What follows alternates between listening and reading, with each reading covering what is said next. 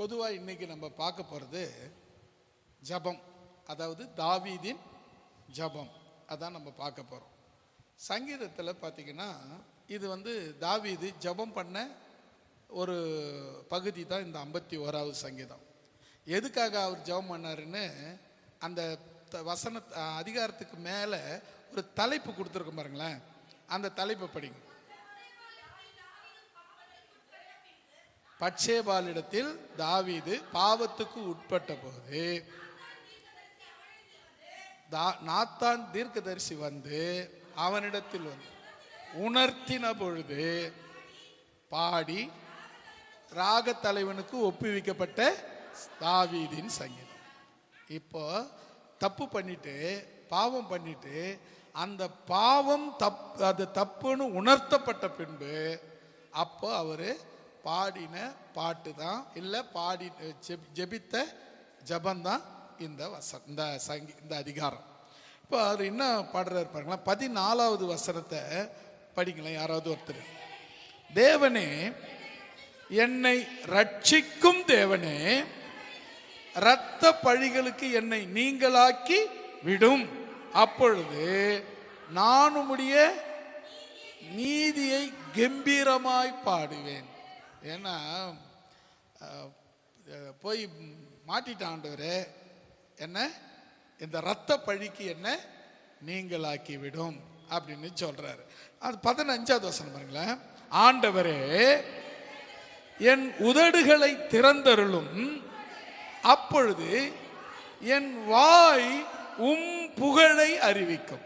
அல்லேலூயா. அதுக்கு புகழ அறிவிக்கணும்னா அதுக்கு என் வாய் திறக்க. நீங்கள் சில பேர் ஜபமே பண்ண மாட்டாங்க, பார்த்துருக்கீங்களா? சும்மா வருவாங்க, சும்மா உட்காருவாங்க, சும்மா போவாங்க. ஆலயத்தில் ஒரு ஸ்தோத்திரம் கிடையாது, ஒரு ஜபம் கிடையாது, ஒரு சின்ன ஒரு பாட்டு கூட பாடுறது கிடையாது. ஒன்று சொல்லட்டுமா, ஆலயத்துக்கு வந்தீங்கன்னா ஆண்டவரை மகிமைப்படுத்தாமல் போகவே போகாதீங்க. அதுதான் உங்களுக்கு ஆசீர்வாதம். அடுத்தது பாருங்களேன், 16வது வசனம். ஆமேன்.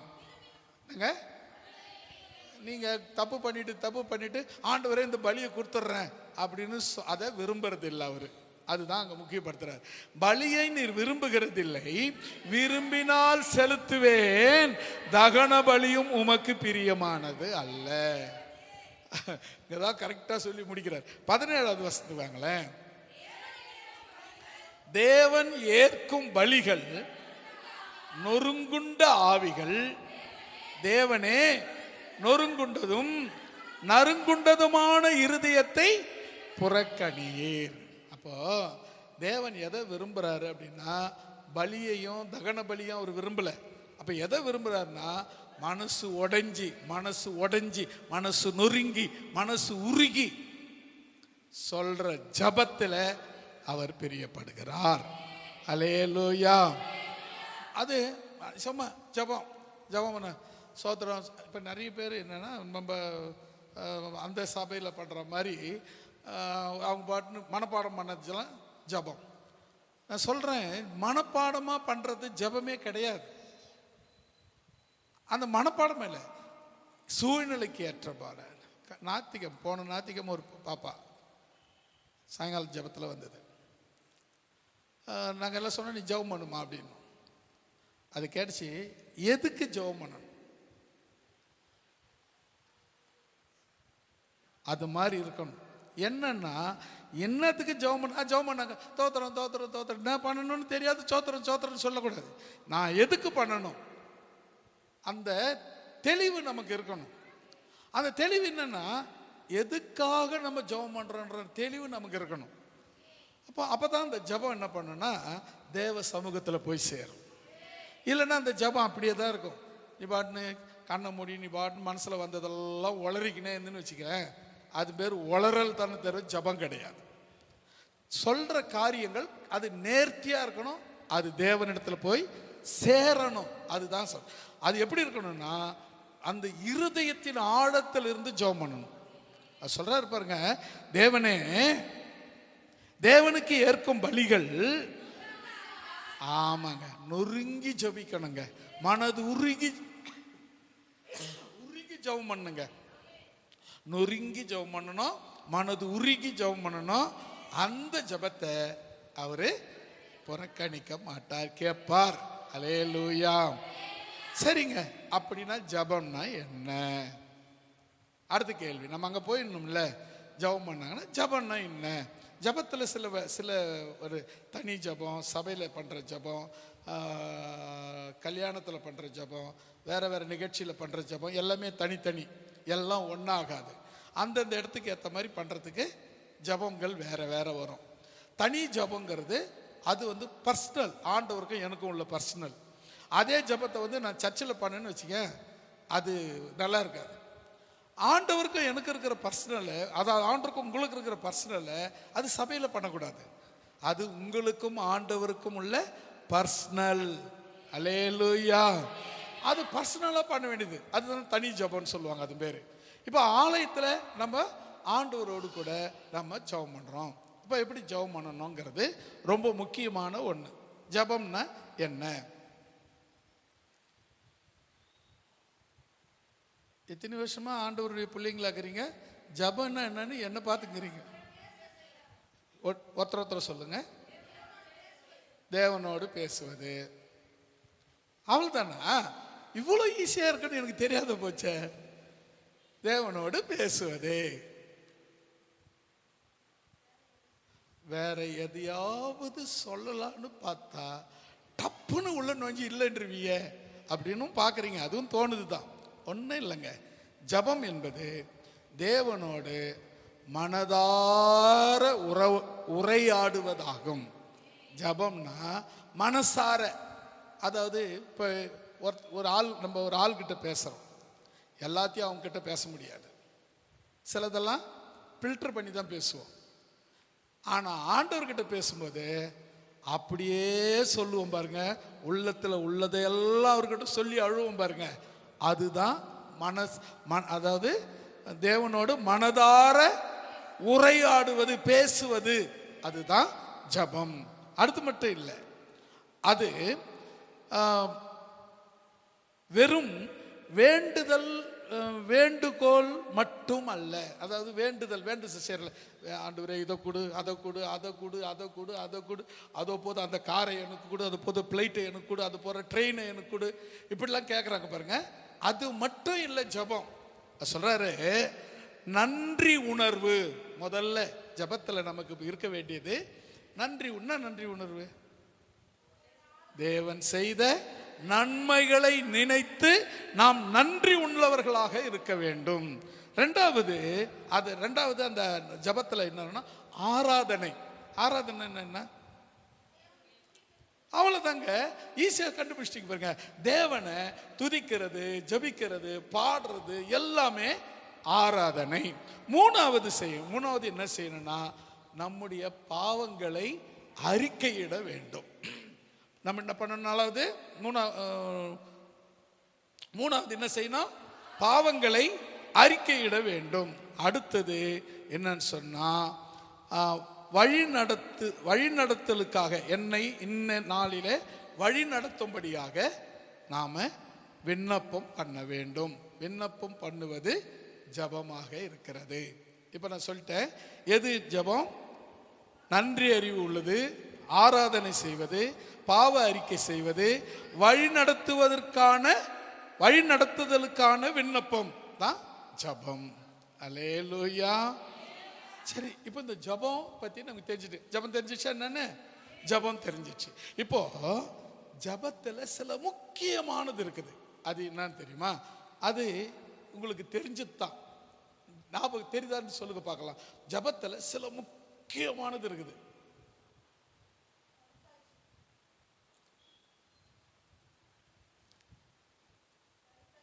அப்புறம் இன்னும்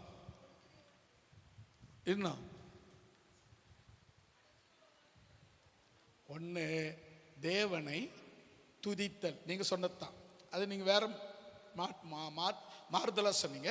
முதல்ல தேவனை துதித்தல். ரெண்டாவது, இந்த தேவனை துதித்ததுன்னா அவருடைய மகிமையை குறித்து அவரை போற்றுவது. இப்போ மகிமை செலுத்துற, ஆண்டவருக்கு மகிமை செலுத்துற, அவர் செய்த அற்புதங்களை அதிசயங்களை வல்லமையை சொல்லி போற்றுவதற்கு பேரு தேவனை துதித்தல். தேவனை சொல்ற துதிக்கிறோம், சும்மாவே சோத்திரம் சோத்திரம் சோத்திரம் அப்படின்னு சொல்றதுக்கும் நல்லவரே சோத்திரம், வல்லவரே சோத்திரம், எனக்காக ஜீவனை தந்தவரே சோத்திரம், இது எல்லாம் அவருடைய மகிமையை சொல்லி துதிக்கிறதான துதி. இரண்டாவது நன்றி செலுத்துதல். நம்முடைய ஜபத்தில் இரண்டாவது வர வேண்டியது என்ன? நன்றி செலுத்துதல். அது எப்படின்னா கிடைத்த ஆசீர்வாதங்களுக்காக, கிடைக்க போற ஆசீர்வாதங்களுக்காக நாம் என்ன செய்யணும்? நன்றி செலுத்த வேண்டும். பாருங்க, இப்போ நீங்க ஒரு நாளைக்கு எத்தனை முறை ஜெபம் பண்றீங்க? 2 முறை. ஒருத்தர் சொன்னாரு, ஐயா நான் ஒரு நாளைக்கு 3 முறை ஜெபம் பண்றேன்னாரு. அவரை பார்த்தா ஜெபம் பண்ற மாதிரி தெரியல. என்னடா இது 3 முறை ஜெபம் பண்றேன்றாரு. எனக்கு ஆச்சரியமா இருந்தது. எப்படிங்க அப்படின்னா, காலையில் சாப்பிடும்போது ஜெபம் பண்ணுவேன், மத்தியானம் சாப்பிடும்போது ஜெபம் பண்ணுவேன், நைட்டு சாப்பிடும்போது ஜெபம் பண்ணுவேன். சரிப்பா, சாப்பிடும்போது ஜெபம் பண்ணிய, தண்ணி குடிக்கும்போது ஜெபம் பண்ணியான்னு. சாப்பாடு கொடுத்தது ஓகே, அவர் தான் கொடுத்தாரு, அதுக்காக நன்றி சொன்னேன். தண்ணியும் அவர் தான் கொடுத்தாரு. சில நாடுகளில் தண்ணி கிடையாது, பெட்ரோல் விலை கம்மி, தண்ணி விலை அதிகம். அப்படிலாம் இல்லாமல் நம்ம நல்ல இடத்துல வச்சிருக்கிறாரு. எப்போவாவது நன்றி சொன்னியா? அப்பா பிள்ளைங்க இருக்காங்கன்னு வச்சுங்களேன். அப்பா பிள்ளை பார்த்து நல்லா ஒவ்வொரு நாளும் ஒரு பிள்ளைய அப்பா வளர்க்குறாரு. அப்பா வளர்க்குறாரு, அவரா வளர்க்குறாரு, தண்ணி ஊற்றி ஊற்றி வளர்க்குறாரு, அதுவா வளருது. அப்படி சொல்கிறவங்க முட்டாள். அப்படி சொல்கிறவங்க முட்டாள். ஏன்னா அந்த பிள்ளை வளருவதற்கு இவங்க தன் வாழ்க்கையை தியாகம் பண்ணுறாங்க, நிறைய முதலீடு வைக்கிறாங்க. அவங்களுக்கு இல்லைன்னா கூட அதை எடுத்து போய் பிள்ளைக்குன்னு வைப்பாங்க. இதுதான் பெற்றோர், இதுதான் அப்பா அம்மா. இவங்களுக்கு நம்ம எப்போது நன்றி உள்ளவங்களா இருந்திருக்கிறோமா அப்படின்னா அது ரொம்ப கஷ்டம். நன்றி என்ன, நீ என்ன செஞ்சிட்ட? பெத்த வளர்த்த, அவள் தான் முடிஞ்சு போச்சு. பெத்த வளர்த்த அதோட முடிஞ்சிச்சுன்னா முடியல.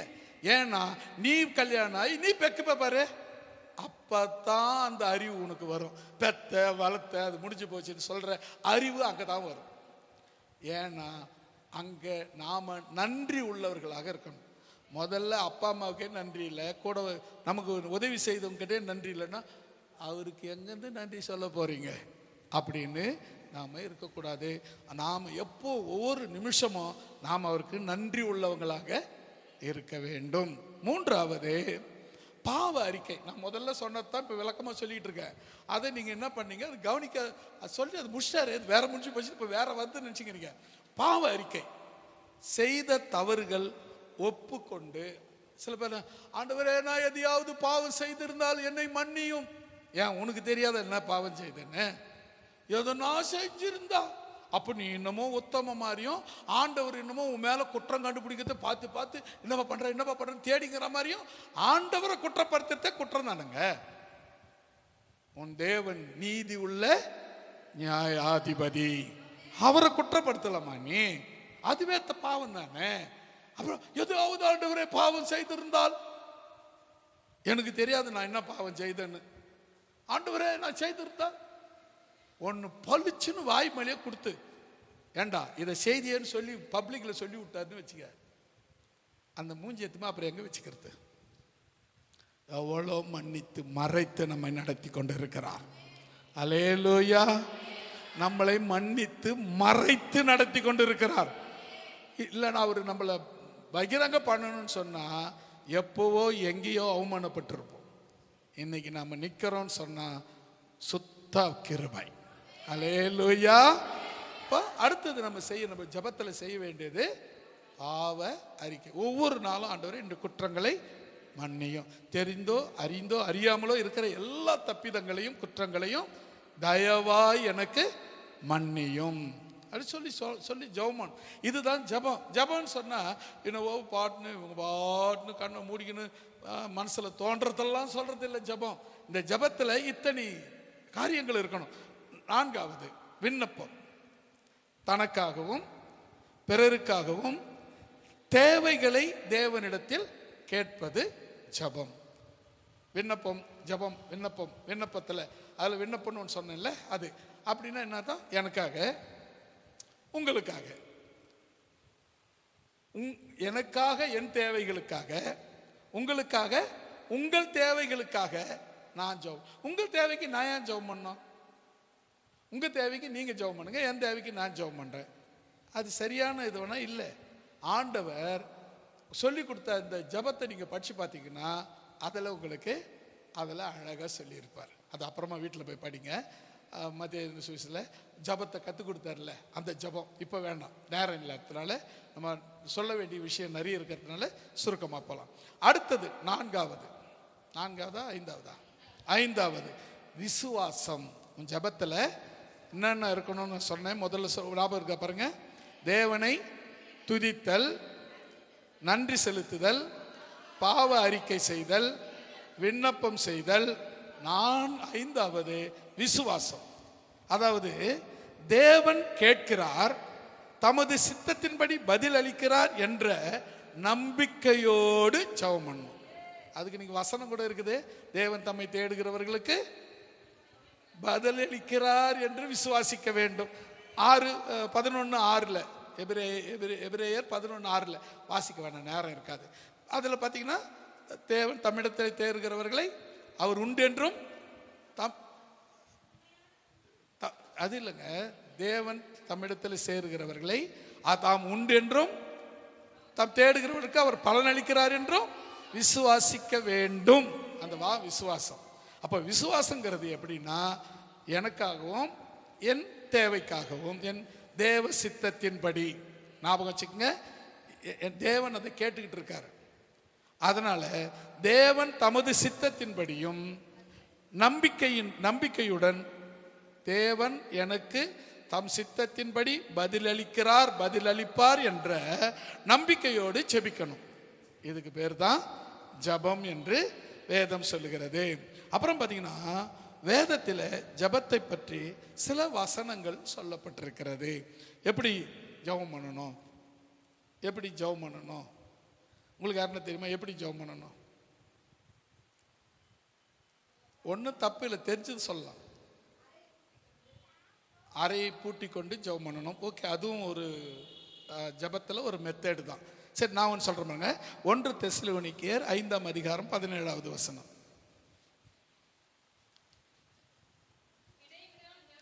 அவள் தான் ஜெபம் பண்ணியம்மா. காலையில் தான் பண்ணேன். ஏன் 2வது டைம் இந்த பண்ணக்கூடாது? என்ன நேரம் கிடைக்கும் போதெல்லாம் ஆண்டோடைய சமூகத்தில் உட்காந்து அவர் கூட பேசலாம். அது தப்பே கிடையாது. அல்லேலூயா. சில பேர் வேலை வேலை வேலை வேலைன்னு ஓடிக்கிட்டே இருப்பாங்க. வேலை உட்காரத்துக்கு கொஞ்சம் கூட நேரம் கிடைக்காது. நான் சொல்கிறேமா, அப்படிப்பட்டவங்க நேரத்தை அதுக்குன்னு ஒதுக்கி உக்காருங்க. தேவனுடைய சமூகத்தில் ஒதுக்கி. ஏன்? உலகமும் அது நிறைவும் அது வேணும்னா நீ உட்காந்து தான் ஆகணும். ஓடணின்னு வச்சுக்கிய, ஓடிக்கிட்டே இருக்க வேண்டியதுதான், கிடைக்கவே கிடைக்காது. நீ உட்காந்து அவருக்கு சமூகத்தில் உட்காந்து கொஞ்ச நேரம் கேளு, வசனத்தை கேளு, சத்தியத்தை கேளு, ஜபத்தை கேளு, அவருடைய பிரசன்னத்தை பாரு. அப்ப என்ன நடக்கும் தெரியுமா? உன் தேவைகள் சந்திக்கப்படும். அல்லேலூயா. இன்னொரு வசனம் கூட பாருங்களேன். பிலிப்பியர் 4:6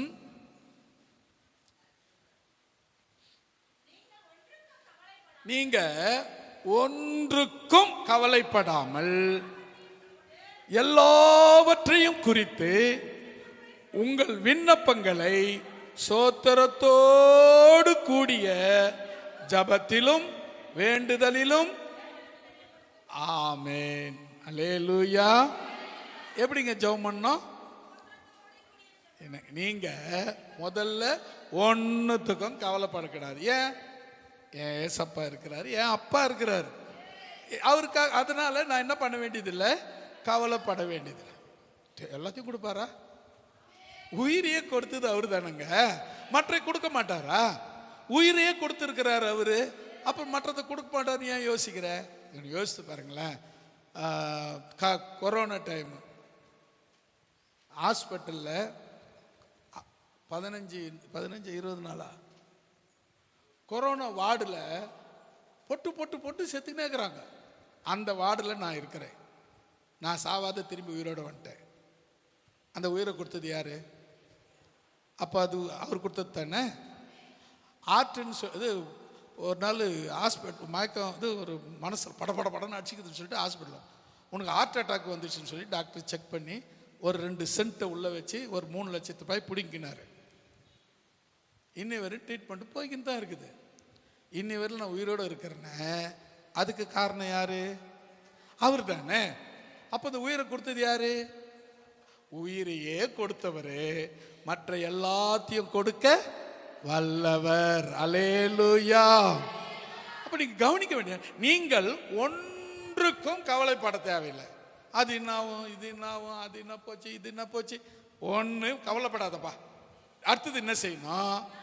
எல்லாவற்றையும் குறித்து உங்கள் விண்ணப்பங்களில் சோத்திரத்தோடு கூடிய ஜபத்திலும் வேண்டுதலிலும் ஆமென் அல்லேலூயா.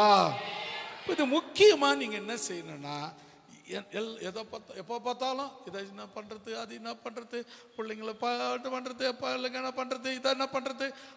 நான் சொல்லட்டுமா? கர்த்தர் மேல் பாரத்தை வைத்து விடு, கலங்கி தவிக்காதே,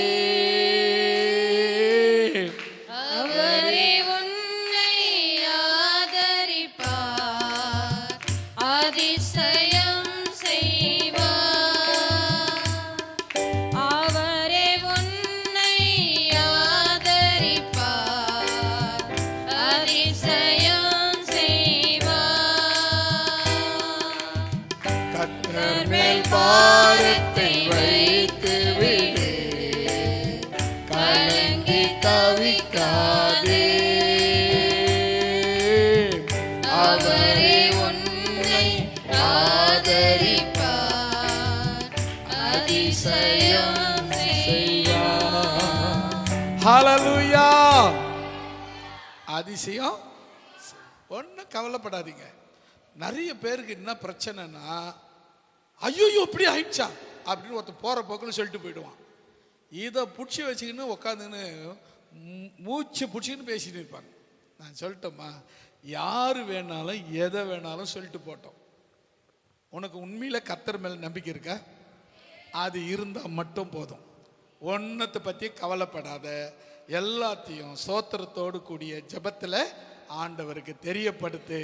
அவர் உன் ஜபத்தை கேட்பார். அல்லேலூயா. இன்னும் கூட ஒரு ஜபங்கிறது பாருங்களேன். வசனம் 6ஆம் அதிகாரம், மத்தேயு 6ஆம் அதிகாரம் 6வது வசனம். எல்லாருக்கும் தெரிஞ்ச வசனம் தான். நீங்கள் ஜபம் பண்ணும் போது உங்கள் அறை வீட்டுக்குள், இப்ப சகோதரி சொன்ன அந்த ஜபம் வந்துச்சு பாருங்க. நீங்கள் ஜபம் பண்ணும்போது உங்கள் அறை வீட்டுக்குள் பிரவேசித்து உங்கள் கதவை பூட்டி அந்தரங்கத்தில் இருக்கிற உன் பிதா நோக்கி ஜபம் பண்ணு. அப்பொழுது அந்த ரங்கத்தில் பார்த்து கொண்டிருக்கிற உன் பிதா உனக்கு வெளியரங்கமாய் பலன் அளிப்பார். கரங்களை தட்டி கர்த்தருடைய நாமத்தை மகிமைப்படுத்துவோம். ஹல்லேலூயா, ஹல்லேலூயா. ஜபங்கிறது ஏதோ ஒரு ஃபார்மாலிட்டிக்காக பண்றது கிடையாது. அது உனக்கும் ஆண்டவருக்கும் உள்ள ரிலேஷன், உறவு. அதில் தாங்க தேவன் உன்னோடு கூட பேசுறாரு. பேசுறது அந்த வசனம் பாருங்க, இன்னும் கூட ஒரு வாட்டி படிக்கலாம். நீயோ ஜபம் பண்ணும் போது உன் அறை வீட்டை இருங்க, அறை வீட்டை பூட்டிட்டோம். இப்போ அறை வீடு இல்லாதவங்க என்னத்தை பண்ற, எதை போட்டுறது? அறை வீடு இருக்கிறவங்க அறை வீடை பூட்டிட்டாங்க. அறை வீடு இல்லாதவங்க எதை போய் போட்டுறது? அப்படின்னா என்ன அர்த்தம்னா, உன் புத்தி என்னங்க, உன் புத்தி இங்கேயும் அங்கேயும் அலைஞ்சிக்கிட்டு இருக்குது பாரு, அதை முதல்ல பூட்டுன்னு சொல்றாரு. அதுதான் அருமையா அவரே சொல்லிட்டார் பதில். உன் அறைக்கதவை பூட்டு. அப்புறம்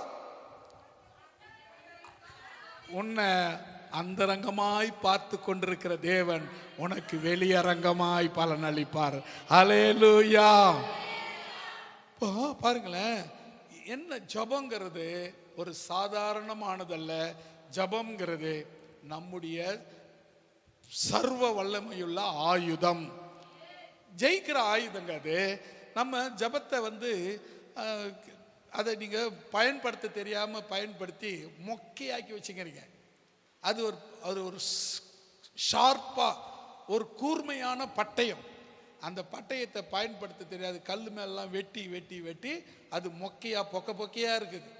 ஆனால் அது அரணை முறிக்கக்கூடிய ஆயுதமாக இருக்கிறது.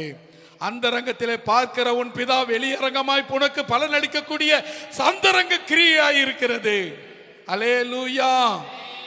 அடுத்தது பாருங்களேன், இயேசு தனிமையில் மனதார ஜெபிக்கும்படி கற்பித்தார். இந்த ஜபங்கிறது பொதுவாக ஜெபம் பண்ணுறது வேற, சபையில் ஜெபம் பண்ணுறது வேற. இது பொதுவான ஜெபம். இந்த தனிமையில் ஜெபம் பண்ணுறதுங்கிறது பாருங்க, அது உங்களுக்கும் ஆண்டவருக்கும் உள்ள ஒரு நெருங்கிய இறுக்கமான ஒரு உறவை குறிக்கிறது. அல்லேலூயா. நீ போய் அப்பா எனக்கு வேணும்னு சொல்லி பாருங்க, அதை கொடுப்பதற்கு அவர் உண்மையுள்ளவராக இருக்கிறார். ஆனால் கேட்கறதுல ஒரு விஷயங்குதுங்க, அவர் சித்தத்தின்படி கேட்கணும். அதை ஞாபகத்தில் வச்சுங்க. ஆண்டவரே ஆண்டவரே, அது ஃப்ளைட் பறந்து போகுது, அது எனக்கு இறங்கி வரணும்னு சொன்னீங்கன்னா அது எப்படிப்பட்டது தெரியுமா? அபத்தமான பிரேயர். ஆண்டவரே எனக்கு ஒரு ட்ரெயின் வேணும் அப்படின்னு ஜெபம் பண்ணிங்கன்னா அது ஒரு அபத்தமான. ஏன்னா அந்த ட்ரெயினை நிறுத்தத்துக்கு உனக்கு இடம் வேணும், சரியா? அதனால நம்ம கேட்கறது தேவனுக்கு சித்தமா இருக்கா அப்படின்னு பார்த்து கேட்கணும். நீங்க பாட்டு மாணவரியா ஏதாவது ஒன்று கேட்போம்னு சொல்லி கேட்கக்கூடாது. தேவ சித்தத்தை அறிந்து ஜெபிக்க வேண்டும். அல்லேலூயா. அடுத்தது, ஜபம் ஒரு குறிப்பிட்ட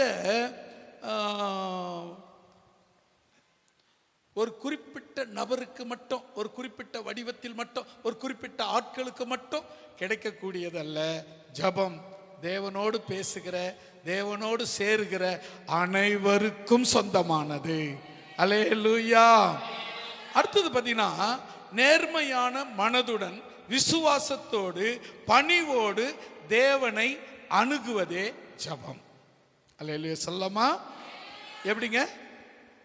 நேர்மையான மனசோடு விசுவாசத்தோடு பணிவோடு தேவனை அணுகுவது ஜபம். தேவனை தேடுவது, தேவனை சேருவது, தேவனை நோக்குவது, தேவனை கூப்பிடுவதுக்கு பேர் தான் ஜபம். இந்த ஜபத்தை குறித்து உங்களுக்கு தெரிஞ்சிச்சு. இப்போ நம்ம பார்க்க போகிறது தாவீது பண்ணின ஜபம். ஆரம்பிச்சது அதுதான். முதல்ல ஜபம் என்னன்னு தெரிஞ்சதானே நம்ம ஜபம் தாவீது பண்ண ஜபத்துக்கு போக முடியும். இப்போ தாவீது பண்ண ஜபத்துக்கு போயிடலாம். முதல் ஜபம் சங்கீதம் 18ஆம் சங்கீதம் 6வது வசனம்.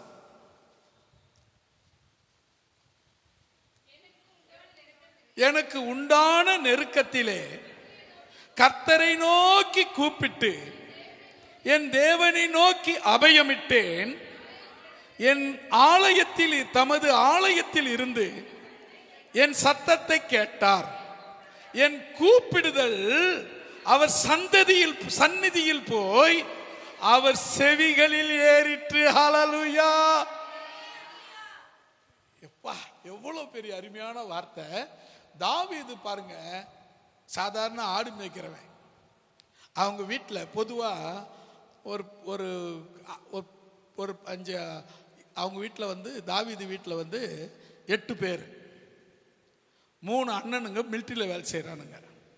இவன் கடைக்கோட்டி 8வது பையன். ஆடு மேய்க்கிறதுக்கு இவனை தான் அனுப்பினாங்க.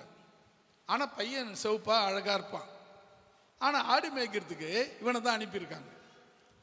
இவன் என்ன பண்ண தெரியுமா? ஆடு மேய்க்கிறது ஒரு வேலையாக இருந்தாலும் ஆட்டை ஓட்டி போய் விட்டுட்டு தேவனோடு பேசுறத வேலையா வச்சுக்கினாங்க. அல்லேலூயா. தேவனோடு பேசுறது, தேவனோடு உறவாடுறது, தேவனோடு எல்லாம் தேவனோடு போயிட்டு இருந்தான். அதனால பார்த்து ஆண்டவர் ஆடு மேய்த்த இவனை அந்த நாட்டுக்கே அரசனாய் மாற்றினான். அல்லேலூயா. இப்படி ஜபம் பண்ணவங்க யாரும் சோர்ந்து போனது கிடையாது. சொல்லாத வார்த்தை, சோதம் போனது இல்லை. அல்லேலூயா. ஏன்னா சாதாரண ஆடு மேய்த்த இளைஞனை தேவன் அந்த நாட்டுக்கு 40 வருஷம் ராஜ்யபாரம் பண்ணும்படி அரசனாய் மாற்றினார். காரணம் ஜபம். அவன் தேவனோடு வைத்திருந்த நம்பிக்கை, தேவன் மேல் வைத்திருந்த அசைக்க முடியாத பற்று, தேவனோடு அவன் வைத்திருந்த ஐக்கியம், தேவனுக்கு அவனுக்கு இருந்த உறவு. ஜபம் ஜபம் ஜபம் ஜபம். எங்க போய் எப்போ பார்த்தாலும் ஜபம் பண்ணிக்கினே இருப்பான். பாட்டு ஒரு இசைக்கருவி எடுத்து வாசிக்கின்னு அவன் பாட்டுன்னு வாசித்துக்கின்னு இருப்பான், பாட்டு பண்ணியிருப்பான். இந்த ஆடு எங்கேயும் போகாது, அங்கேயே சுற்றி சுற்றி மேய்ஞ்சின்னு இருக்கும். இவன் ஒரு ஆள் ஆட்டை மேய்க்கிறத விட்டுட்டு பாட்டு பாடி ஜெபம் பண்ணிக்கிறான். அப்போ அந்த ஆட்டை மேய்ச்ச ஆள் யாரு? தூதர்கள். அல்லேலூயா. அந்த ஆடு எங்கேயும் போகாம சிதறாம ஒரே இடத்துல மேய்ச்சலை உண்டாக்கி தேவன் அந்த ஆடுகளுக்கு மேய்ச்சலை கொடுத்தார். அதற்கு காரணம் தாவீது தேவனோடு உறவாடி கொண்டிருக்கிறான். தாவீது தேவனோடு உறவாடி கொண்டிருந்தபடியால் தேவ தூதர்களை அனுப்பி தேவன் ஆடுகளுக்கு தேவையான எல்லா சலுகைகளையும் நன்மைகளையும் ஆசீர்வாதங்களையும் அவர்களுக்கு கட்டளையிட்டார். ஹல்லேலூயா. அப்போ ஒரு விஷயம் நம்ம தெரிஞ்சுக்கணும், ஜெபம் என்பது முக்கியமான ஒரு விஷயம். எத்தனை பேர் ஜெபம் பண்ணீங்க இன்னைக்கு? கொஞ்சம் பேர் ஜெபமே பண்ணலை. ஜெபம் காலையில் தூங்கி எந்திரிச்ச உடனே ஏசப்பா மூஞ்சில மொழிங்க, எழுந்து முட்டி போட்டு உங்களுக்கு என்ன தெரியுமோன்னு ஜெபம் பண்ணாதீங்க. ஒன்னே ஒன்று தான், கண்ணை மூடி ஏசப்பா சோத்திரம் சொல்லிக்கிட்டே இருங்க. நீங்கள் சொல்லிக்கிட்டே ஜெபம் பண்ண தெரியாதுன்னா நிறைய பேர் சொல்கிற காரணம், ஐயா எனக்கு ஜெபம் பண்ண தெரியாது, நான் படிக்கலை. இதுக்கு படிக்க வேண்டிய அவசியம் இல்லையே. ஏசப்பா சோத்திரம் எவ்வளோ படிக்கணும்? எத்தனை காலேஜுக்கு போகணுமோ? ஏசப்பா சோத்திரம் சொல்றதுக்கு எங்கே போகணும்? பேச தெரிஞ்சா போதுங்க. ஆமென். அல்லேலூயா. இப்படி 5 நிமிஷம் சொல்லிப்பாரு, 10 நிமிஷம் சொல்லிப்பாரு, 15 நிமிஷம் சொல்லிப்பாரு. அதுக்கப்புறம் ஜெபம் பண்ணக்கூடிய தாளந்தை திறமையை தேவன் உனக்கு கிருபையாய் கொடுப்பார். அல்லேலூயா. சரி, இந்த வசனத்தை மறுபடியும் படிங்களேன். எனக்கு உண்டான நெருக்கத்தில் கர்த்தரை நோக்கி கூப்பிட்டேன், தேவனை நோக்கி அபயமிட்டேன். ஆண்டவர் என்ன பண்ணார் தெரியுமா? அவர் தமது ஆலயத்தில் இருந்து என் சத்தத்தை கேட்டார். இல்லையா சொல்லாமா? அவர் ஆலயத்துக்கு போகணுங்கிறது எதுக்குன்னா, உங்க ஜபத்தை அவர்கிட்ட, உங்க தேவையை அவர்கிட்ட சொல்றதுக்காகத்தான் நாம சர்ச்சுக்கு போறோம். வந்தீங்களா பாட்டு கம்முன்னு இருந்துட்டு போவாதீங்க. உங்க மனசுலையாவது ஒரு வார்த்தை சொல்லி, அப்பா என்னை கொஞ்சம் யோசித்து பாருங்க, கொஞ்சம் என்னை கண்ணோக்கி பாருங்க, எனக்கு நிறைய எதிரிகள் இருக்காங்க, பிரச்சனைகள் இருக்கு, தேவைகள் இருக்கு, சொல்லு, உனக்கு என்ன பிரச்சனை இருந்தாலும் சொல்லு, அதை செய்யறதுக்கு தான் உன் ஆண்டவர். அல்லேலூயா. தேவையா அப்பா கிட்ட சொல்லுங்க, ஏசப்பா அதை அத்தனையும் செய்ய வல்லவர். அல்லேலூயா. அவர்கிட்ட கேட்டு இதுவரை இல்லைன்னு சொன்னதே கிடையாது. அவர்கிட்ட கேட்டு இதுவரை இல்லைன்னு சொன்னதே கிடையாது. நான் வரும்போதே அதை எடுத்துன்னு வந்தேன், இதை எடுத்துன்னு வந்து ஒன்றுமே கிடையாது. இந்த இடம் முதற்கொண்டு அவர் கொடுத்து தான். நேற்று எங்கள் மச்சான் அவங்ககிட்ட பேசிகிட்டு இருந்தேன். மனைவிக்கு தம்பி மச்சான் தானே, வேறு என்ன வருவா? ஏன்னா மாற்றிக்கிது சொல்லிட்டு வம்பா போடக்கூடாதுல்ல. அவங்ககிட்ட பேசிட்டு இருந்தேன். நான் சொல்லும்போது சொன்னேன், இது வரலும் நான் போய் அந்த ஊருக்கு போய் 35, 36, 37 வருஷம் ஆகுது, இது வரலும் 1 சென்ட் நான் வாங்கலை அப்படின்னா. என்னை மேலேருந்து கீழே வரலும் பார்த்தான். இவ்வளோ பெரிய இடத்த வச்சுக்கிட்டு 1 சென்ட் வாங்கலைன்றார். அப்புறம் அவனே கேட்கறதுக்கு முன்னே நான் சொன்னேன், அதை நான் எங்கே வாங்கினேன், அவர் தானே கொடுத்தாரு. அல்லேலூயா. உண்மைங்க, நான் வாங்கலை, அவர் கொடுத்தது. நானா போய் 1 சென்ட்டை பார்த்து 1 சென்ட் வாங்கணும்னா இல்லை. அப்போ எனக்கு கொடுக்கணும்னு விரும்பின கர்த்தர் உங்களை பார்த்த உடனே விசுத்து பிடிச்சிக்கு வரும் இல்லைங்க. நீயும் நானும் அவருக்கு ஒன்று தான். அல்லேலூயா. இதில் அவர்கிட்ட எந்த வித்தியாசமும் கிடையாது. நீ யாரோ அதுதான் நான் யாரோ அதுதான் நீ அவருக்கு. அவருடைய பார்வைக்கு நாம 2 பேருமே ஒன்று தான். ஆனால் ஒரு விஷயம் இருக்கு, அவர் நம்ம எப்படி பார்க்குறாருன்னா, தாவீது சொல்ற எனக்கு உண்டான நெருக்கத்தில் நான் கர்த்தரை நோக்கி கூப்பிட்டேன், என் தேவனை நோக்கி அபயமிட்டேன். அப்போ சொல்றாரு, அவர் தமது ஆலயத்தில் இருந்து என் கூப்பிடுதலை கேட்டார். அல்லேலூயா. நீ கூப்பிடலைங்க, நீ ஜெபிக்கல, நீ கேட்கல. அதானே சொல்றாரு, கேளுங்கள். ஆமாங்க, கேட்காம எப்படி கிடைக்கும்? கேட்டாதான் கிடைக்கும். உனக்கு என்ன வேணும்னு அவருக்கு தெரியும், பார்த்துக்கிட்டே இருக்காரு. இவனுக்கு தண்ணி வேணும், கேட்குறானா பார்க்கலான்னு பார்க்க வச்சுன்னு உட்காந்து நின்றுங்க இருக்காரு. நீ என்ன பண்ண மாட்டேற? அவரா கொடுக்கட்டும், அவரா திறக்கட்டும், அவரா ஊற்றட்டும் அப்படின்னா நாக்கு வறண்டு சாவியை தவிர தண்ணி உனக்கு கிடைக்காது. ஆனால் என்ன செய்யணும்? கேளுங்கள், உங்களுக்கு கொடுக்கப்படும். அல்லேலூயா. இப்போ கேட்கிற விஷயங்கள் தேவனிடத்தில் ஜபம். அந்த கேட்கிற விஷயத்துக்கு பேர் தான் ஜபம். இப்போ சொன்னார் பாருங்க, என் நெருக்கத்தில், எனக்கு உண்டான நெருக்கத்தில் நான் அவரை நோக்கி அபயமிட்ட அபயத்தை கேட்டு என் தமது ஆலயத்தில் இருந்து என் ஜபத்தை, அவர் என் சத்தத்தை அவர் கேட்டார். என் கூப்பிடுதல் அவர் சந்ததியில, அவர் சந்நிதியில, அவருடைய சந்நிதி, இந்த சந்நிதியில அவர் காதுல போய் கேட்டுச்சுங்க. அல்லேலூயா. எங்கேயோ பல மணி மைல் தூரத்தில் இருக்கிற உன் ஜபம் அவருக்கு கேட்குமா? கேட்கும். ஏன் தெரியுமா? அவர் செவி உன் ஜபத்தை நோக்கி கொண்டே இருக்கிறது. அல்லேலூயா. நான் எப்படிங்க ஜெபம் பண்ணணும்? ஒன்றும் இல்லைங்க, உன் பிரச்சனையை அவர்கிட்ட சொல்லுங்க, அவ்வளோதாங்க. எந்த டிஸ்டர்பும் இல்லாத ஒரு வீட்டில், ஒரு ரூமில் எங்கன்னா ஒரு டிஸ்டர்ப் இல்லாத இடத்துல உட்காந்துக்குங்க. என் ஃப்ரெண்டு ஒருத்தர் இருக்கார். அவர் ஒரு நாள் விட்டு ஒரு நாள் கிளம்பி நேராக அந்த அங்கேருந்து சென்னையிலேருந்து கிளம்பி மகாபலிபுரம் ரோட்டில் வருவார். ஈசிஆர் ரோடு, அந்த ரோடு. அங்கே பார்த்தீங்கன்னா நிறைய இது மாதிரி தோட்டங்கள் இருக்கும், நிறைய மரங்கள் பசுமையாக இருக்கும். அந்த பீச் வாரம் ஃபுல்லாகவே பசுமையாக இருக்கும். எனக்கு எப்படி தெரியும்னா, ஒரு முறை அவரை கூட நான் போனேன். என்னை கூப்பிட்டாரு, இன்றைக்கி ஃப்ரீயா அப்படின்னாரு. சென்னைக்கு அவர் சென்னையில் ஒரு மீட் பண்ணும்போது, இன்றைக்கி வீட்டுக்கு உடனே போனோமா, கொஞ்ச நேரம் பொறுத்து போகலாமான்னாரு. கொஞ்சம் நேரம் கொடுத்து சாயங்காலம் போனால் போதும் அப்படின்னு. அப்போது இங்கே ஒரு இடத்துக்கு போகலாமான்னாரு. எங்கடா அப்படின்னு சொல்லி போனால், நீ வண்டியில் உட்காரணும், போகிறேன் நேராக அந்த மகாபலிபுரத்துக்கு முன்னே ஒரு பெரிய பெரிய பெரிய மரங்கள் இருந்துச்சு. இந்த மரம் உனக்கு, இந்த மரம் எனக்குன்னாரு. உக்காந்துக்கின்னு அவர் பாட்டுன்னு சோத்திரம் பண்ண ஆரம்பித்தார். 1 மணி ஆச்சு, 2 மணி நேரம் ஆச்சு, அவர் பாட்டு எந்திரிக்கவே இல்லை. சோத்திரம் பண்ணிக்கிட்டே இருக்கிறாரு, ஆண்டவர் கூட பேசிக்கிட்டே இருக்காரு. இப்போ பார்த்தேன், அந்த மனுஷன் ஏன்டா ஆசீர்வாதமாக இருக்கிறாரு அப்படின்னா, ஆண்டவருக்கும் அவருக்கும் உள்ள அந்த நெருக்கம் அவரை ஆசீர்வதித்தார். அல்லேலூயா. அந்த ஜெபம் அவரை ஆசீர்வதி, அதை நோக்கி கூப்பிடுகிற அந்த கூப்பிடுதல் அவரை ஆசீர்வதிக்கிறார். இப்போ நீங்கள் அப்படி கேட்குறீங்களா அப்படின்னா, நேரம் கிடைச்சா ஒரு படுத்து இப்படி ஒரு பிறண்டுக்கலாம் அப்படின்னு நினைப்போம். ஆனால் நேரம் கிடைச்சா படுத்துக்கணும் கூட ஆண்டவர் கூட பேசலாமே. உடம்பு மடிக்கலைங்க, வலிக்குதுங்க, கொஞ்ச நேரம் பறந்துக்கிடுங்க, சோத்திரம் பண்ணிக்கினே இரு. கர்த்தர் உன் ஜபத்தை கேட்க வல்லமையுள்ளவராக இருக்கிறார். அல்லேலூயா.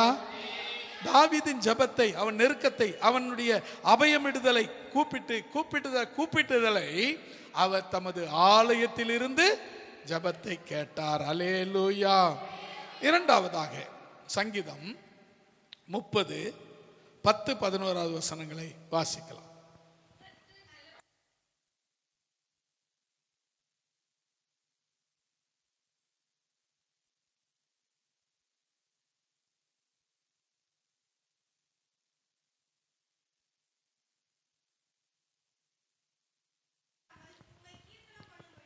ஆமென். படிங்க.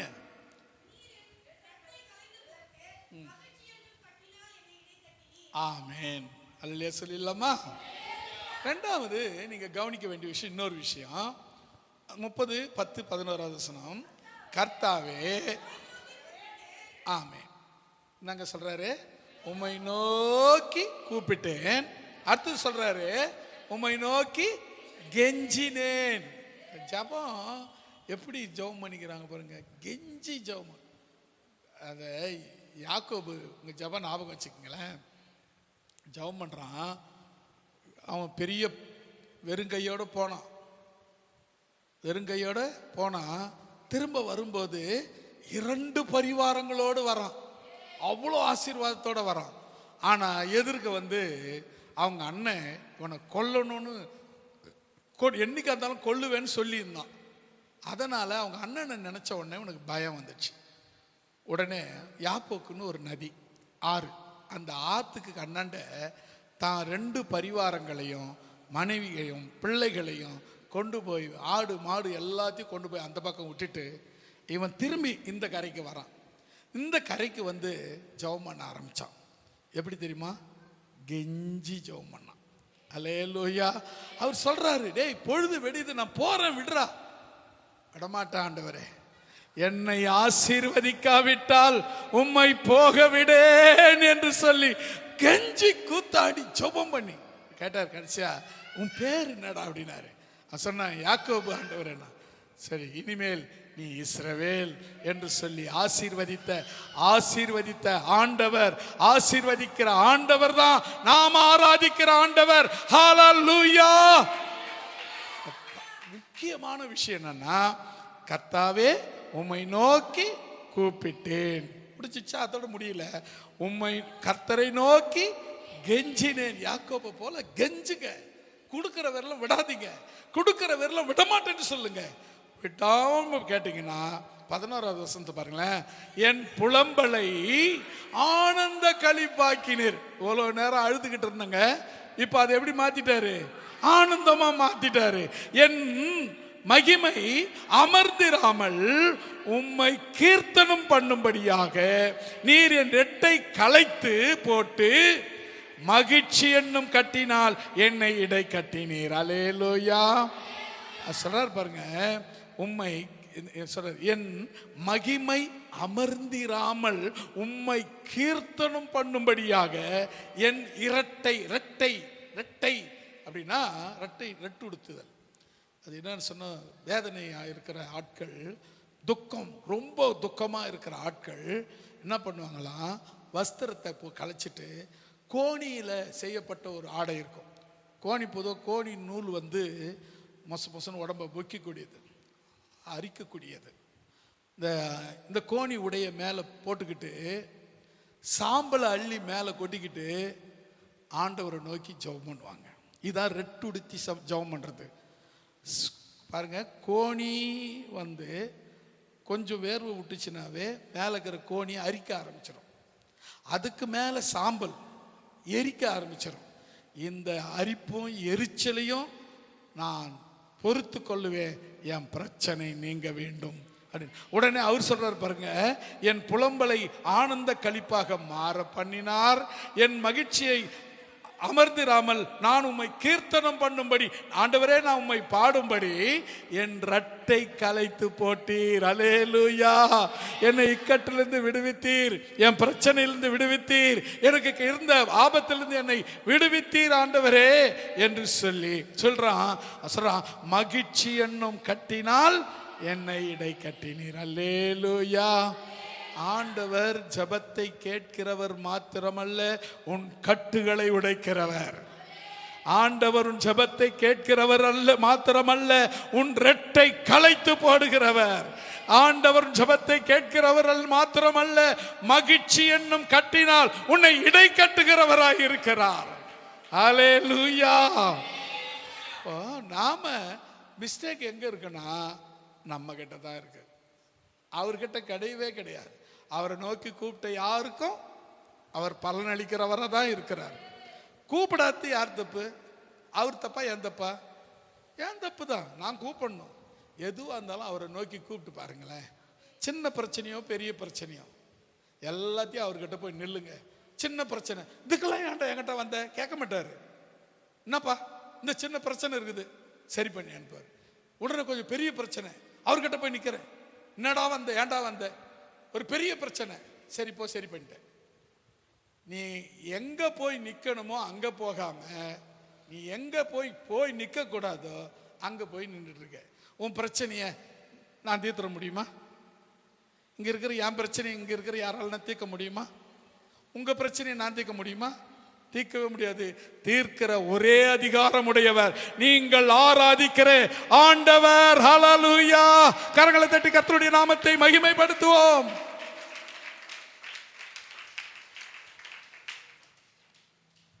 மூன்றாவதாக சங்கீதம் 106 4, 5, 6 ஆகிய வசனங்கள். இல்லைங்க, 116 4, 5, 6. தப்பா சொல்லிட்டனோ? அப்பொழுது நான் கர்த்தருடைய நாமத்தை தொழுது கொண்டு, கர்த்தாவே என் ஆத்துமாவை விடுவியும் என்று கெஞ்சினேன். கர்த்தர் கிருபையும் நீதியும் உள்ளவர், நம்முடைய தேவன் மன உருக்கம் உள்ளவர். கர்த்தர் கபடற்றவர்களை காக்கிறார். நான் மெலிஞ்சு போனேன், அவர் என்னை ரட்சித்தார். அல்லேலூயா! தாவீது எப்படி ஜெபம் பண்ணியிருக்கிறான் பாருங்க. அந்த கருத்து அவன் பண்ணிட்டு போன ஜெபத்தை தான் நம்ம பிரசங்கமா கேட்டுனுக்கிறோம். அவன் அப்படி ஜெபம் பண்ணிக்கிறான் பாருங்க. சாதாரண ஆடு மேய்க்கிறேன் அவனை தூக்கி தான் ஆண்டவர், அதனால தான் அவனை தூக்கி ஆண்டவர் ராஜாவா ஆக்கி வச்சிருக்கிறார். நீங்க யாருக்கிறது முக்கியம் இல்லைங்க, ஆண்டவர்கிட்ட நீங்க எப்படி இருக்கிறீங்கன்றது தான் முக்கியம். ஆண்டவர்கிட்ட தாவீது போல ஆண்டவர், அவங்க பிள்ளைங்க 3 பேர் இராணுவத்தில் இருக்கிறானுங்க. ஆண்டவர் அவங்கள தெரிஞ்சிக்கவே இல்லைங்க. அவங்க அண்ணனுங்க 3 பேர் பயங்கர உடம்பு, நல்ல ஹைட்டு, நல்ல திடகாத்திரம், மிலிட்ரிக்கு தேவையான உடம்பு, ராஜாவுக்கு தேவையான உடம்பு. இராணுவத்தில் இருக்கிறானா எப்படி இருக்கும்? எல்லா ட்ரைனிங்லாம் படித்தவன். அவனை தெரிஞ்சுக்கல, ஆடு மேய்க்கிறவனை தெரிஞ்சுக்கினார். ஏன்? அவங்ககிட்ட எதுக்கெடுத்தாலும் ஆண்டவர்கிட்ட கேட்கறதுக்கான அனுபவம் அவனுக்கு இருந்துச்சு. எதுக்கு எடுத்தாலும் ஆண்டவர்கிட்ட கேட்கிற அந்த அனுபவம் அவனுக்கு இருந்துச்சு. அப்பதான் சொல்றாரு, நான் கர்த்தருடைய நாமத்தை தொழுது கொண்டு, கர்த்தாவே என் ஆத்துமாவை விடுவியும் என்று கெஞ்சினேன். அல்லேலூயா! முதல்ல அவன் செய்தது தொழுது கொண்டு, அதாவது ஆராதனை. ஒரு பாட்டு பாடி இப்படி இருக்கலாமா? இப்படி இருக்கலாம். ஒரு பாட்டு பாடி ஒரு அதிகாரம் பைபிள் படிச்சுட்டு இப்போ என்ன பண்றான்? என் ஆத்துமாவை விடுவியும் என்று ஜெபிக்கிறான், கெஞ்சுகிறான், ஜெபிக்கிறான். அப்புறம் பாருங்களேன், அவர் சொல்றாரு, கர்த்தருடைய கிருபையும் நீதியும் நம்முடைய தேவன் மனதுருக்கம் உள்ளவர். அவன் ஜெபத்தை கேட்கறதுக்கு கிருபையும் நீதியும் உள்ள தேவன் நம்முடைய ஜெபத்தை, அவருடைய தேவன் நம்முடைய தேவன் மன இரக்கம் மன உருக்கம் உள்ளவர் அப்படின்னு சொல்லிட்டு கடைசியில சொல்றாரு பாருங்க. யாருங்க யாருங்க அது? யாரு? கபடம் இல்லாதவங்க. உள்ளுக்குள்ள ஒண்ணு வச்சிருப்பாங்க, வெளியே பேசும்போது தேன் ஒழுவ பேசுவாங்க, தெருக்கோடியில கொண்டு போய் விடுவாங்க. இவங்க கபடமுள்ள ஆட்கள். இவங்களுக்கு இல்லை ஜபம். இவன் சொல்றாருங்க, கபடமற்றவர்களை கர்த்தர் காக்கிறார். கபடம் இல்லாத இருங்க ஆண்டவருடைய சமூகத்துல. கள்ளம் கபடம் இல்லாம, கள்ளனா திட்டுதனம், கபடுனா உள்ள ஒண்ணு வச்சு பேசுறது, இதெல்லாம் இல்லாம கர்த்தரை நோக்கி கெஞ்சினீங்கன்னா உங்க ஜபத்துக்கு பதில் கிடைக்கும். தாவீது ஜபத்துக்கு பதில் கிடைச்சது, உங்க ஜபத்துக்கும் நிச்சயம் பதில் கிடைக்கும். சொல்றான், நான் மெலிந்து போனேன், கவலையினால அப்படியே மெலிஞ்சி சிரித்து போயிட்டேன். அவர் சொல்றான், என்னை அவர் ரட்சித்தார். அல்லேலூயா! நமக்கு வேதனை, சில நேரங்களில் வேதனை, கஷ்டம், சாப்பிட முடியாது, வேதனை ரொம்ப மனசை போட்டு தொண்டையை போட்டு இறுக்கி பிடிக்கும். சாப்பாடு இருக்கு வீட்டில், ஆனால் சாப்பிட முடியல. எல்லாம் இருக்குது வீட்டில், ஆனால் ஒன்றும் சாப்பிட முடியாது. கஷ்டம், ஒரே நெருக்கம், மன வேதனை, மன சஞ்சலம், மன தவிப்பு, ஒன்றும் பண்ண முடியாது. ஆனா அது சொல்றான் பாருங்க, நான் மெலிந்து போனேன் மன கஷ்டத்தினாலே, சஞ்சலத்தினாலே நான் ரொம்ப இளைச்சி போட்டேன், ஆனா அவர் தாங்க என்ன ரட்சித்தார். ஹல்லேலூயா. உன் தேவன் உன்னை ரட்சிக்க வல்லவர், உன் தேவன் உன்னை காக்க வல்லவர், உன் தேவன் உன்னை காப்பாற்ற வல்லவர். எந்த சூழ்நிலையிலும் அவரை விட்டு விடாதே. கெட்டிமாய் இறுக்கமாய் அவர்கள் கால்களை பிடித்துக்கொள், நிச்சயம் உனக்கு பதில் கிடைக்கும். ஹல்லேலூயா. ஒரு பாட்டி அம்மா எல்லாம் கைவிட்டாங்க, பிள்ளைங்கெல்லாம் கைவிட்டாங்க, யாரும் கேட்கல, தென்னையில் உட்கார வச்சிட்டாங்க. பிள்ளையும் பார்த்துட்டு பார்க்காத மாதிரி போகிறான், மருமக பார்த்துட்டு பார்க்காத மாதிரி போகிறான், பேர பசங்களும் சரியாக கண்டுக்கல. அம்மாவுக்கு ரொம்ப வருத்தம். சர்ச்சுக்கு போகிறது அந்த தென்னையில் உட்காந்துக்கிறது, சர்ச்சுக்கு போகிறது தென்னையில் உட்காந்துக்கிறது, மனசு கேட்கல, ரொம்ப கஷ்டம். இப்போ என்ன ஜெபம் பண்ணுது, ஆண்டவரே என்னை கைவிட்டுடாதப்பா, ஆண்டவரே என்னை கைவிட்டுடாத. திண்ணையில் முட்டி போட்டுக்கின்னு, திண்ணை எங்கே ரோட்டு ஓரத்தில் இருக்கல, அந்த வாசலுக்கு முன்னே திண்ணை வைப்பாங்க, அந்த திண்ணையில் உட்காந்து வச்சிட்டாங்க. வீட்டில் இடம் இல்லை பாட்டிக்கு, இப்போ திண்ணையில் உட்காந்துங்குது. பின்னு சரி உட்காந்து என்ன பண்ண, சும்மா இருப்பேன்னு ஆட்டு அப்பா கிட்ட கேட்போம், ஏசப்பா என்னை கைவிட்டுடாதப்பா, ஏசப்பா என்ன கைவிட்டாது. அந்த வயலில் ஒரு 4 வாலிப பசங்க போகிறானு, கைவி அந்த ஆள் கைவிட்டா நீ கெட்டிமா காலை பிடிச்சிக்கோ அப்படின்னா. ஆமா ஆண்டவரே, உன் கால்களை இறுக்கமாய் பிடித்துக் கொள்ளுகிறேன், உன் கால்களை பற்றி கொள்ளுகிறேன், என் ஜெபத்தை கேளும். கர்த்தர் ஜெபத்தை கேட்டார், அந்த பாட்டிக்கு வீட்டுக்குள்ள இடத்தை கொடுத்தார். பிள்ளைங்க மனம் மாறினாங்க. பிள்ளைங்க மனம் மாறி அம்மா கிட்ட மன்னிப்பு கேட்டு, அம்மா எவ்வளோ நாள் நான் தப்பு பண்ணிட்டோம், நீங்க இருக்கிற வரலும் நீங்க இந்த வீடு உங்கள் வீடு, நீங்க பார்த்து எங்களுக்கு என்ன செய்யணுமோ செய்யுங்கன்னு சொல்லி பிள்ளைங்களை மனம் மாறி பெற்றோரை தாங்கி பிடிக்கிற அந்த பக்குவத்தை, கிருபையை தேவன் அந்த தாயாருக்கு கொடுத்தார். ஹல்லேலூயா. தேவன் உன்னை ஒரு நாளும் கைவிட மாட்டார். அவரை நம்பினது உண்மைன்னா உன்னை கைவிடவே மாட்டார். ஹல்லேலூயா.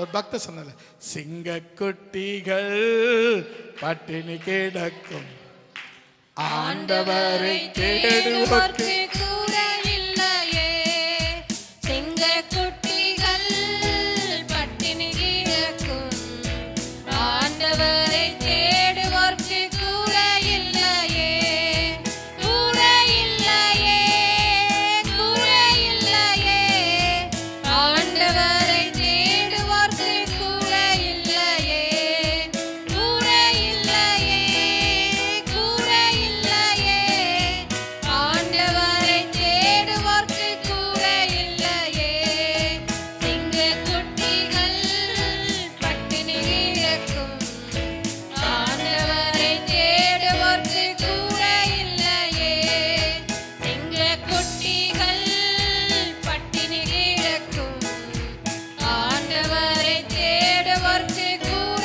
இல்லையே. ஆமென். ஹல்லேலூயா. இன்னும் 3 வசனம் கிடுகிடுன்னு படிச்சு முடிச்சிடலாம், டைம் இல்லை, படிக்கலாம். சங்கீதம் 3ஆம் அதிகாரம் 4வது வசனம். சங்கீதம் 3:4.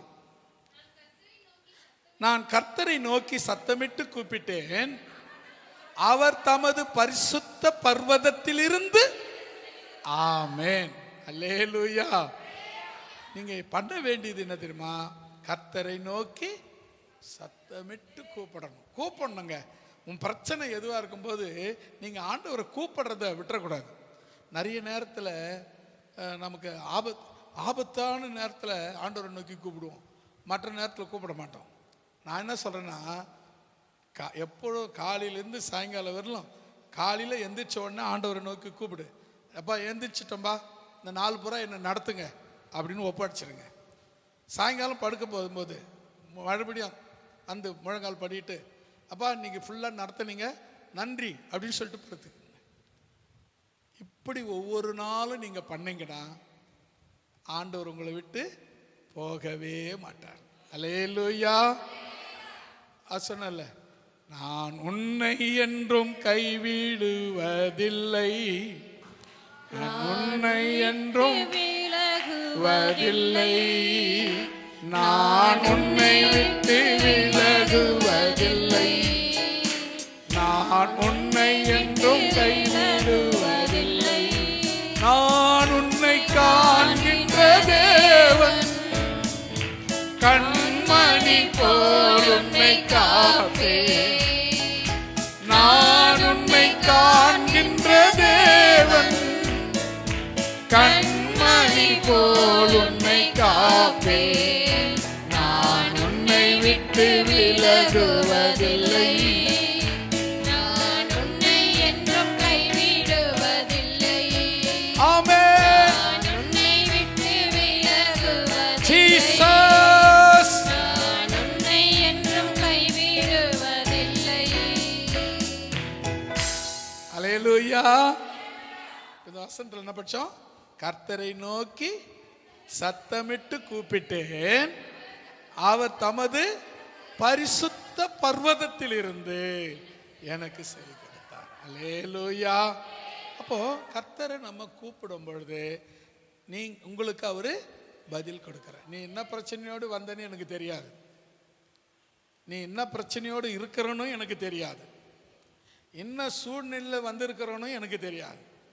ஏன் இந்த செய்தி அவர் எடுக்க சொன்னார்னு எனக்கு இதுவரையிலும் புரியல. உங்க யாரு கூடவோ தேவன் பேசி கொண்டிருக்கிறார். அல்லேலூயா. ஏன்னா நான் ஜபத்தை பத்தி நிறைய பேசியிருக்கிறேன். இன்னைக்கு பேச வேண்டிய அவசியம் தாவீது ஜபம்னு சொல்லி. அப்போ தேவன் உங்களை மேல யாரு நீங்க பண்ண ஜபத்தை கேட்டு உங்களை ஆறுதல் படுத்தும்படியாக, உங்களை ஊன்ற கட்டும்படியாக, உங்களை எழுப்பி நிறுத்தும்படியாக தேவன் உங்களோடு கூட பேசிக் கொண்டிருக்கிறார். ஹல்லேலூயா, ஹல்லேலூயா. ஐந்தாவதாக சங்கீதம் 6ஆம் சங்கீதம் 8-9 வசனங்களை வாசிக்கலாம். அக்கிரமக்காரரே நீங்கள் எல்லோரும் என்னை விட்டு அகன்று போங்கள். என் கர்த்தர் என் அழுகையின் சத்தத்தை கேட்டார். கர்த்தர் என் விண்ணப்பத்தை கேட்டார். கர்த்தரின் ஜெபத்தை ஏற்றுக்கொண்டார். அல்லேலூயா. எனக்கு அநியாயம் செய்கிற அக்கிரமக்காரர்களே, ஒதுங்கி ஒதுங்கி பக்கம் பக்கமா வந்து இருக்கிறவங்களே, பிசாசே, நாசம் பண்ற நாயே, பேயே, உங்களுக்கு தான் சொல்றேன் அப்படின்னு சொல்றாருங்க. அப்படிதான் சொல்றாரு இந்த வசனம் பாருங்க. அக்கிரமக்காரரே நீங்கள் எல்லோரும் என்னை விட்டு அகன்று போங்கள். கர்த்தர் என் அழுகையின் சத்தத்தை கேட்டார். ஹல்லேலூயா. என் கண்ணீரை பார்த்தார். என் ஜெபத்துக்கு பதில் கொடுத்திருக்கிறார். ஹல்லேலூயா. அத்தோட நிறுத்திட்டு இருந்தா கூட பரவாயில்லைங்க. அதுக்கப்புறம் பாருங்களேன், ஆமென், என் ஜெபத்தை, என் விண்ணப்பத்தை அவரு கேட்டாரு. அது மட்டும் இல்ல, என் ஜெபத்தை அவரு ஏற்றுக்கொண்டார். அல்லேலூயா. அருமை சகோதரனே, சகோதரியே, நீ பண்ண ஜெபத்தை அவர் கேட்டு ஏற்றுக்கொண்டார். உன் ஜெபங்கள் அவர் சமூகத்திலே ஏறெடுக்கப்பட்டு விட்டது. உன்னுடைய வேண்டுதலுக்கு பதில் கொடுக்க அவர் வல்லமையுள்ளவராய் இருக்கிறார். ஹல்லேலூயா. நிச்சயமாய்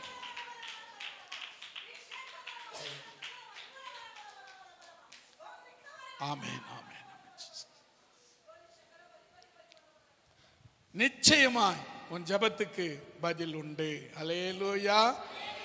கடைசியாக 6ஆவதாக சங்கீதம் 142 1 7 வசனங்கள் வரை நம்ம வாசிக்கலாம். கர்த்தரை நோக்கி சத்தமிட்டு கூப்பிடுகிறேன், கர்த்தரை நோக்கி சத்தமிட்டு கெஞ்சுகிறேன். அவருக்கு முன்பாக என் சஞ்சலத்தை ஊற்றுகிறேன். அவருக்கு முன்பாக என் நெருக்கத்தை அறிக்கையிடுகிறேன். என் ஆவி என்னில் தேங்கும் போது நீர் என் பாதையை அறிந்திருக்கிறீர். நான் நடக்கிற வழியிலே மறைவாக எனக்கு கண்ணி வைத்தார்கள். வலதுபுறமாய் கண்ணோக்கி பாரும். என்னை அறிவார் ஒருவரும் இல்லை. எனக்கு அடைக்கலம் இல்லாமல் போயிற்று. என் ஆத்துமாவை விடுவிப்பார் ஒருவரும் இல்லை. கர்த்தாவே, உம்மை நோக்கி கூப்பிடுகிறேன். நீரே என் அடைக்கலமும் ஜீவனும் உள்ள தேசத்தில் என் பங்குமாயிருக்கிறீர் என்றேன். 6வது வசனம், என் கூப்பிடுதலுக்கு செவிக்கொடும். நான் மிகவும் தாழ்த்தப்பட்டேன். என்னை பின்தொடர்கிறவர்களுக்கு என்னை தப்புவியும். அவர்கள் என்னிலும் பலவான்களாய் இருக்கிறார்கள். உமது நாமத்தை நான் துதிக்கும்படி என் ஆத்துமாவை காவலுக்கு நீங்களாக்கிவிடும். எனக்கு நீ தயவு செய்யும் போது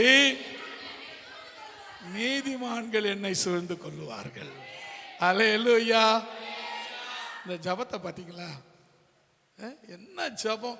நம்ம அப்படியே நம்ம வசனமா படிக்கிறோம். இந்த நீங்க ஜபமா படிச்சு பார்த்தீங்கன்னா தான் அதனுடைய அருமை தெரியும். அவர் ஜபம் இது, தாவீதினுடைய ஜபம். என்ன பண்ணிக்கிறார் பாருங்க. எப்படிலாம் சூழ்நிலைகள், எப்படிலாம் எதிரிங்க எப்படிலாம் சூழ்ந்து இருக்கிறாங்க, எப்படிலாம் பிரச்சனைப்படுறாங்க. நான் எழுந்திருக்க கூடாது பார்க்குறாங்க, நடக்கக்கூடாது பார்க்குறாங்க. நான் எப்போ ஒழிவேன்.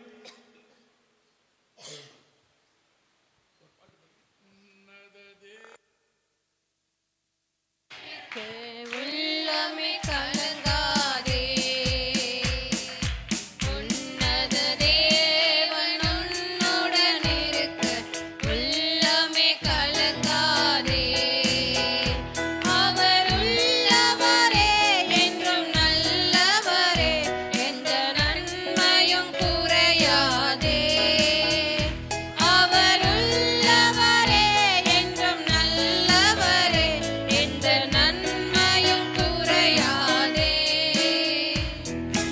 உன்னத தேவன் உன்னுடன் இருக்க. உள்ளமே கலங்காதே. அல்லேலூயா. இந்த வசனத்தில் பார்த்தீங்கன்னா ஒவ்வொரு வசனத்திலும் ஒவ்வொரு விஷயத்தை சொல்லிட்டு கடைசியா 7வது வசனத்துல அதை முடிக்கிறாரு. என்ன சொல்றாரு? உமது நாமத்தை நான் துதிக்கும்படி என் ஆத்துமாவை காவலுக்கு விடுவியும். அது காவல்ல கிடக்கு, அடைக்கப்பட்டு கிடக்கு. அதை நீங்களாக்கி விடும். அப்புறம் சொல்றாருங்க, எனக்கு நீர் தயவு செய்து, எனக்கு நீங்க தயவு செய்யும் போது என்னை சுத்தி இருக்கிறவங்க எல்லாம் யாரா இருப்பாங்க தெரியுமா? நீதிமான்களாக இருப்பார்கள். அல்லேலூயா. ஜெபிக்கலாமா?